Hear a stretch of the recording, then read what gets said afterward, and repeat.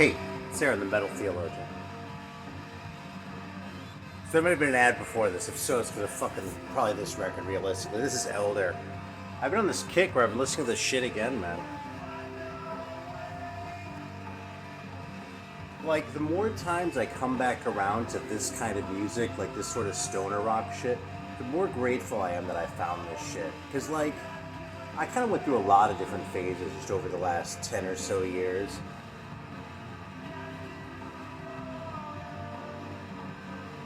Yeah, I mean, I'm really thinking, probably since I was like 20 or something, the most like into like new forms of music that I ever was, like all at once, was just within the last few years, and I got really into rap a few years ago. And it's kind of cool that I just happen to have a channel already then, so like you can sort of go through that. But there's all sorts of shit that I used to really hate, like shit like the Grateful Dead on the one hand, like hippie shit, and then like I never really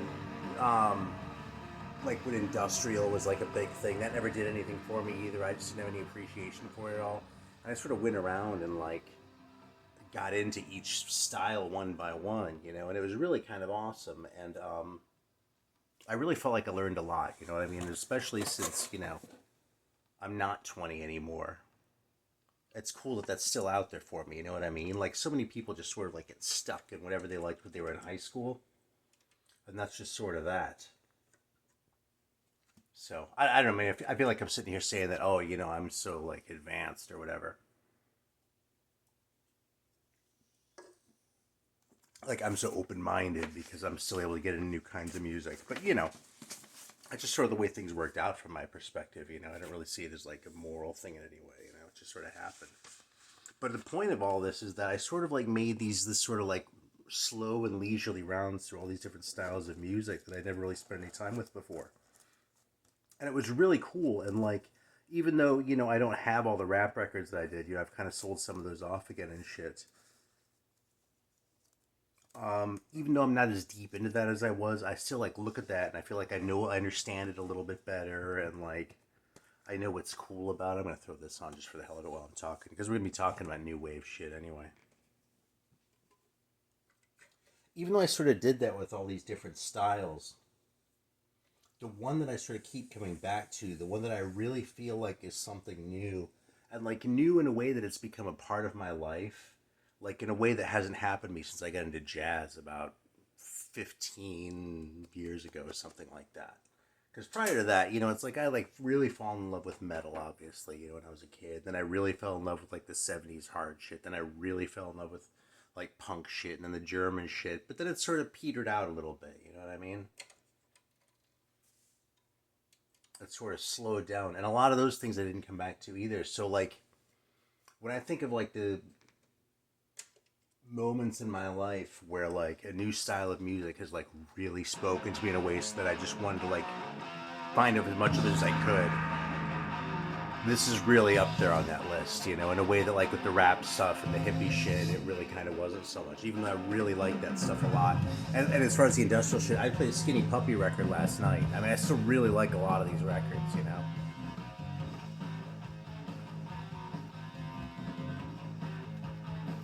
this is sort of a quick follow-up video. This is like been a really video-heavy week for my lazy ass.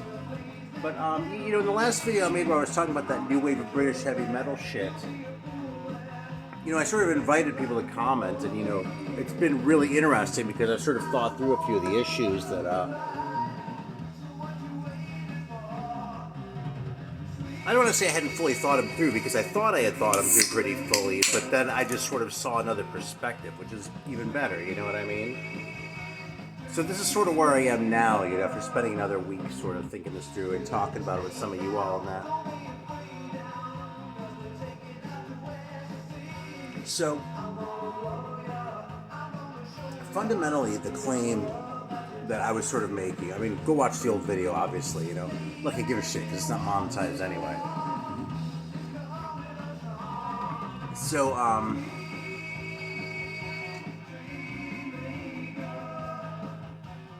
I made more of an argument, right? But sort of the bottom line is that there was a moment in time where this sort of scene exploded, and it was really influential in all these ways, you know what I mean? And there were a few big bands that came out of it too, like on the one hand like Iron Maiden, on the other like Def Leppard, you know what I mean? But with Number of the Beast coming out in 82,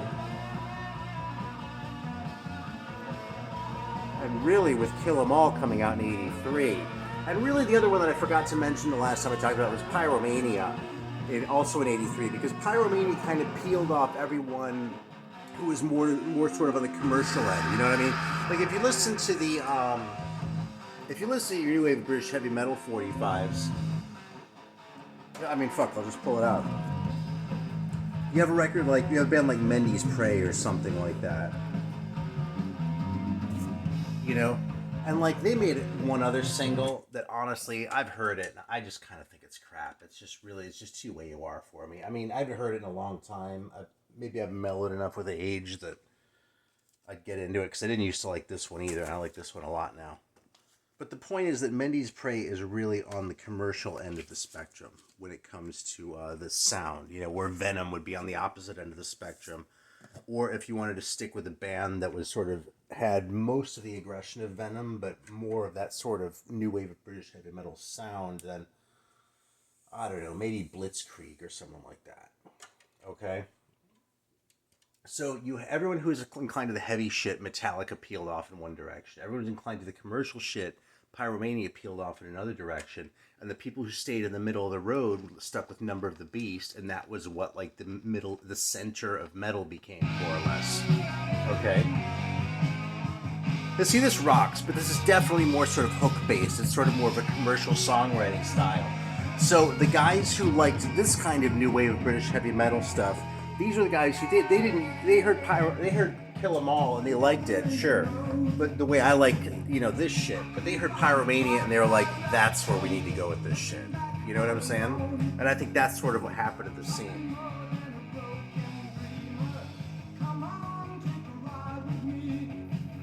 So I stand by that argument completely, okay? And most of what people have talked about with me, sort of in the comments, I really sort of maybe reconsider this thing, had to do with talking about the sound, okay? I've tended, and in my last video I think this comes through, I've tended to be kind of dismissive of the idea of a sound unifying the scene, because even though I think there is a new wave of British heavy metal sound that I really cherish and talk about kind of a lot in these videos, this band has it.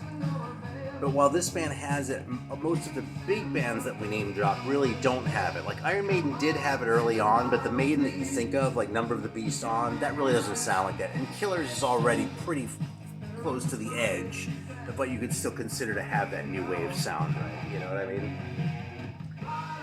And then, like, obviously, I mean, I keep saying Venom, but that's because Venom just sounds like such an oddball. And, I mean, that's one reason why I like Venom so much, right? But it's like, to just act like Venom, like Welcome to Hell, had anything in common with this, and 100 other bands that sounded like this, and only Venom sounded like that. I mean, yeah, they were hanging out in the same circles in that, from that standpoint, you know, sure. But it's not the same kind of music, you know? I mean, they're both broadly speaking metal.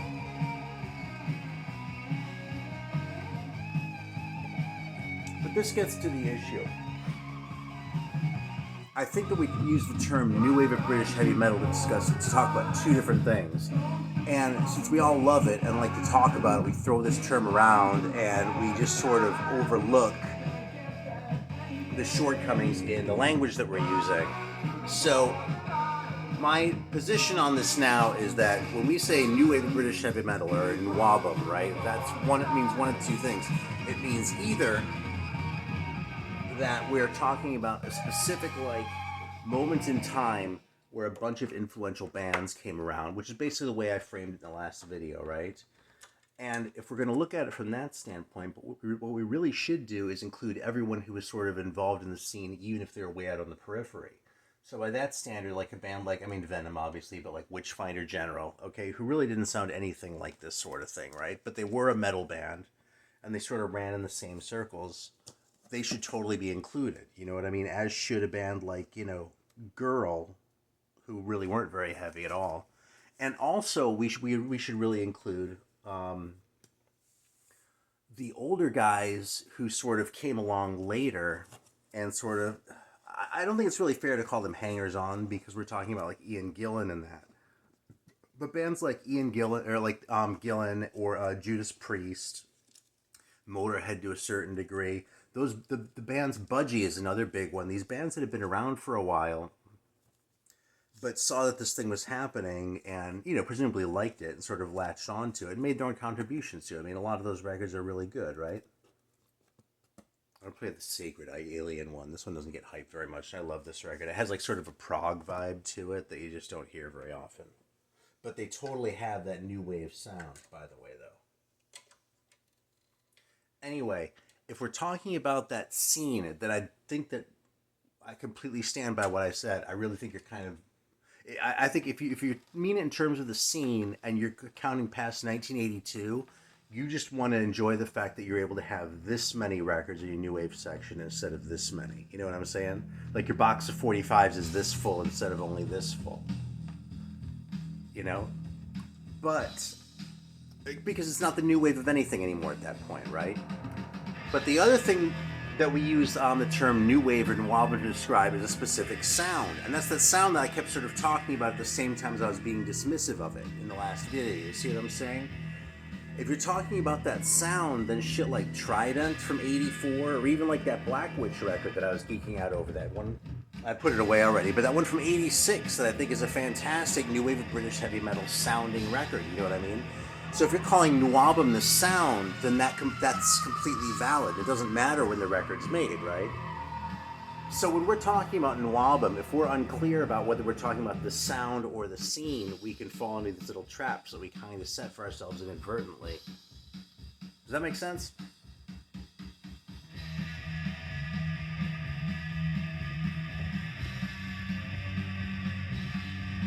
It's fucking great, isn't it?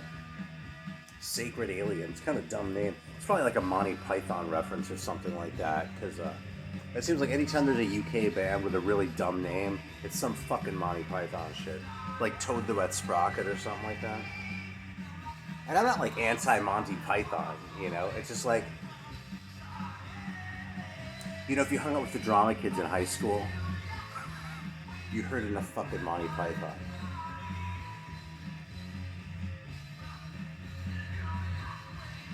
Yeah, it's a great fucking record.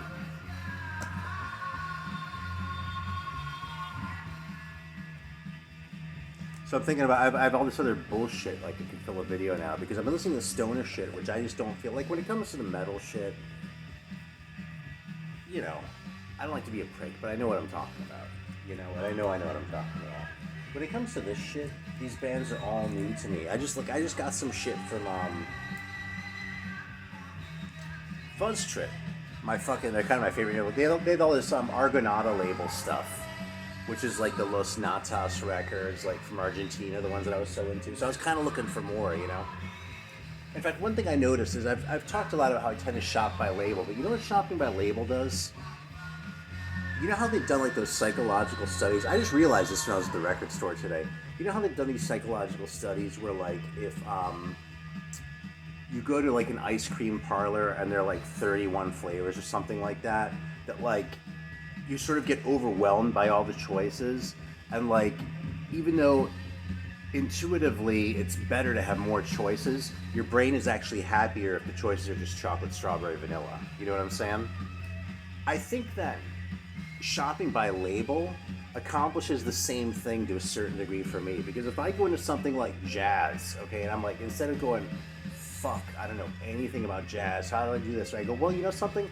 I got this record and this record, and they were on Blue Note, and I really liked how they sounded, so let's see what else the Blue Note guys did, you know what I mean? And that led me down some dead ends, too. I kind of did the same thing with Prestige, right? And in the process, I learned that Prestige was pretty hit and miss as a label, right? But I think that whole sort of thing, like, helps me, avoid falling into that, just sort of getting overwhelmed by the enormity of it whole, you know what I mean? And I actually realized it's because I was at the record store and I was like flipping through these going, God damn, I don't know any of this fucking shit. And I feel like when I'm browsing this other shit, it's different. But that's because like I bought enough records that are cool on this Argonauta label. And I bought maybe 10 at this point, right? And thus far, several have been fantastic. And the worst ones have been very interesting. You know what I mean? So, like, if a bad record that I'm getting is pretty good, I'm not worried. You know what I'm saying? So yeah, that just sort of makes it easy, and I just sort of realized that I do that. Queen Elephantine is another one that's fucking fantastic. The dude told me this one hadn't sold that well either. It's a lot more psychedelic than a lot of this shit, you know what I mean? It's really, it really amps up the space rock, you know? Hey, and actually, you know what else is like that? Bananas talked about this band a long time ago on Grown Man Record Night. They're called Trees Speak. I didn't really check this out sooner because I heard they were a little more sort of krautrock, and I didn't want to go hear anything that was too sort of retro sounding, you know what I mean? Well, I'll tell you, this thing, these fucking records are so good. I got these 2 Trees Speak records. They were marked down at my local shop, so I was like, well, what the fuck, I want to hear them now. So I played them both when I got home while I was cooking dinner. And doing other shit. It's been that long cooking. Not today. You know, when you get a record, when I get a record and I'm hoping that it's really good, what's going to make that record great is something about it that I can't anticipate. You know what I'm saying? It's like, there's certain things about that I know will lead me to like a record, like a certain type of sound, a certain type of songwriting style, a certain type of attitude, you know what I mean? A certain type of image in some cases either, if I'm feeling really forgiving, you know, like I am with a lot of shitty metal. But like the shit that's like really special where I listen to it and go, wow, it does that to me because it appeals to me on those other levels, but also on this other level that I didn't anticipate it appealing to me on, you know what I'm saying? But it's funny that there's this sort of paradox in there where, like, on the one hand, I know what I like, but one of the things I know I like is when I don't know what I'm going to like. So anyway, this fucking band had that. This record was exactly what I wanted to hear. And I would not have been able to tell you, I mean, shit, 3 hours ago, maybe 4. I went to the record store early this afternoon, so... This morning, I wouldn't have been able to tell you that about this. I've been like, oh yeah, it looks kind of interesting, you know. If it's a little bit too krautrocky, it might be a little bit of a bummer, but it's not going to suck, you know what I mean? It just might not be as much stoner as I want. It might be more retro, you know, neo-prog or something. I can hear where, like, some of the grooves and shit like that definitely sound kind of noyish. But fundamentally, I definitely think these things have a sort of a krautrock kind of sound to them. But they don't sound like what I expected they would sound like hearing that. Because I've seen so many records where it's like some like really ordinary fusion shit or something like that. And they're like, it's like, oh, it's like krautrock. Or the other one they'll do is, oh, it's like Frank Zappa, you know what I mean? And what it really is kind of like either of those if they're most noodly bad, you know what I'm saying? This is like the opposite of that. This sort of harkens to that, but it doesn't ape it, you know what I mean? It doesn't feel like a fucking Preservation Society record. It feels like a new band that's saying something really good. Yeah, Trees Speak, man. I just fucking discovered them a few hours ago, and I'm a pretty big fan right now. On, what is it, January 21st, I think?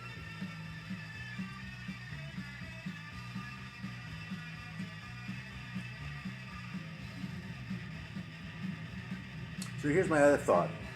Oh shit, I actually didn't even show the fucking record I was building up to. I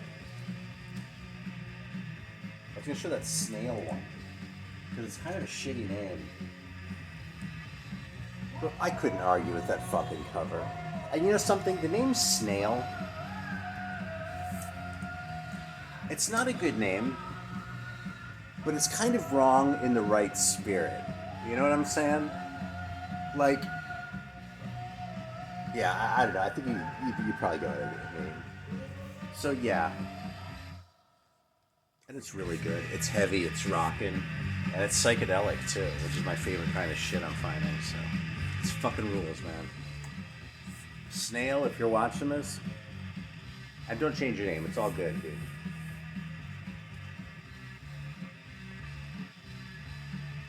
So I've been watching Game of Thrones. I'm finally getting around to watching it after all this fucking time. And you know, I like my shit, right? I mean, I like all sorts of crappy stuff. I like crappy movies too.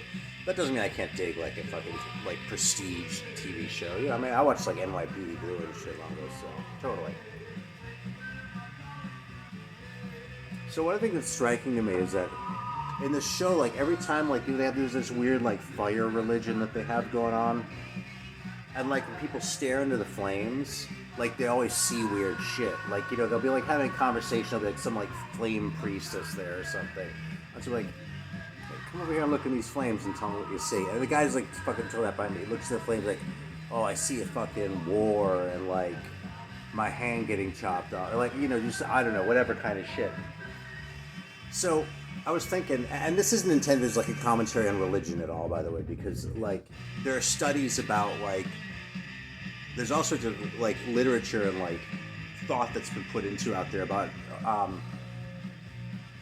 how humans are evolutionarily sort of predisposed to believe in things like religion. You know, it's sort of another aspect of like being inclined to see faces and things where they aren't really there and shit. But sort of to see agency that way, sort of, you know, that's a whole other issue that I want to get into. But here's the thing, okay?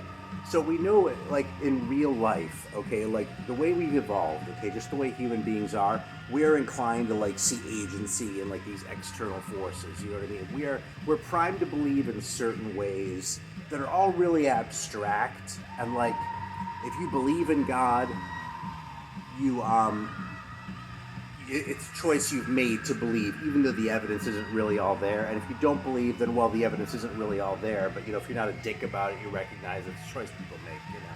That's just a way of interacting with the universe. Anyway, think about how different humanity would be if one of the things that, like, just had happened via evolution was that, like, if we stared into flames, we would start to hallucinate and see weird shit. Like, if you think about the whole, like, history of, like, religious conflicts, like, if we had some sort of weird chemical thing that happened and we hallucinated if we stared into fire for a few minutes, because that, like, having direct access to, like, that kind of an experience without, like, taking drugs or anything like that, or even doing anything obviously altering, that could have just had such a profound effect. Like, I think it's fun to imagine, like, the whole Middle Ages, like, if people are actually, like, fucking, like, on top of the religious fervor that's already there, like, actually feeling, like, that direct thing, you know? And not having any concept of even, like, what a hallucination is, let alone that, you know, you might see something like that and it might just be your brain playing tricks on you, you know? You know, shit that's well known today, but it would still have had such an influence, you know? Yeah, so this is shit that I talk about when I can't tell you anything at all about fucking this fantastic record right here by Heavy Katana. I'll put this one on for a minute and then we're going to hang it up. This fucking video went on longer than I expected, man.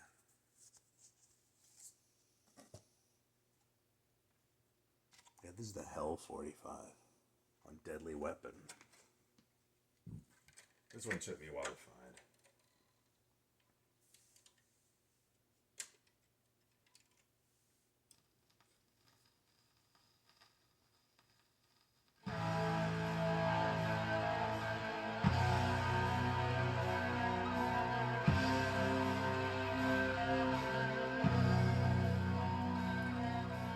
You know, one way that Alan from Let's Talk Metal and I, because we're both sort of getting into this thing, these just, you know, the deep digs, you know what I'm saying? When Alan goes into it, he likes to have the whole, like, thing, like the package, right? It's really sort of important to me. He'll make the extra effort, you know, whereas I'm like, so apparently this one, it never came with a picture sleeve, but apparently it was supposed to come with a booklet. And it's one of those deals where, like, maybe 10 copies have turned up, and then, like, some people bootlegged them, like, because someone got a hold of one of those that did, right? So then they're out, the ones that are out there are probably fakes. And it's this whole thing you have to get into, right, to go down that path. So given my attitude towards it, like this thing is, like, super collectible, you know what I mean? It's like one of these, like, holy grail items. I mean, it's the Hell 45 with that. But for me personally, I'm just like, you know something? I don't care what your fucking book says. You can shove it up your ass. This is awesome. That's what I'm in it for, man. You know what I mean? Like, I don't care about your little fucking libretto or whatever that shit is, you know, whatever. So, if you're looking for that, Alan, if you're watching and you're looking for that, I wish you the very best. And that thing probably, I mean, I would enjoy it, okay? I'm playing this for laughs, right? I would take a look at it and I would appreciate it. But it's probably better that it be in your collection than in mine. So, I wish you the best. And I'm not keeping that off the market for you. Just the record. Alright, thanks for watching and for listening to my bullshit. I know today was like an unusually anarchistic one, but That's what happens when we have some really interesting conversations in the comments section of the video, right? I mean, we've been talking about new British heavy metal all week, so there you go. Thanks for watching. I really appreciate it.